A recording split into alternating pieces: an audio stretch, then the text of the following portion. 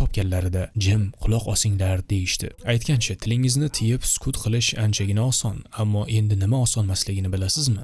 Ongingizni sukut qildirish. Chunki media axborot bizga keragidan ortiq ochiqlandi va axborot bizlarga borgan sari kichikroq hajmda yetib kelyapti. Shunday qilib ehtimol 30-40 yillar oldin bizga qadim zamonlardek ko'rinadigan vaqtlarda odamlar 2-3 soat davom etadigan narsalarni tomosha qilib vaqtlarini isrof qilishayotgandi.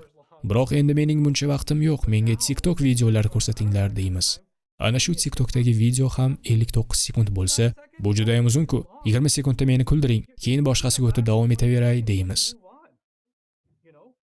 Diqqatni bir joyga jamlash susayib ketyapti. Ongimiz nuqul yangi shovqin istayapti. O'ta katta tezlik bilan turli xil yo'nalishlarda uchib yuribdi. Ongimizni sukut qildirib, bir narsaga diqqat qila olmayapmiz. Bu yoshlarning ta'lim olish, sinfxonada diqqatlarini bir joyga jamlab o'tirish qobiliyatlariga ta'sir ko'rsatyapti. Covid vaqti talabalar Zoom orqali dars olayotganlar esa dahshatli tushga o'xshaydi. Chunki bolalar uchun kurslarda o'qituvchiga termilib o'tirish sinfxonaning o'zida juda qiyin edi. Endi esa ekranga termilib, o'qituvchini tepaga surib keyingi postga o'tib ketishga harakat qilib o'tiribdilar. Lekin u hali ham ekranda o'rnidan jilmaydi.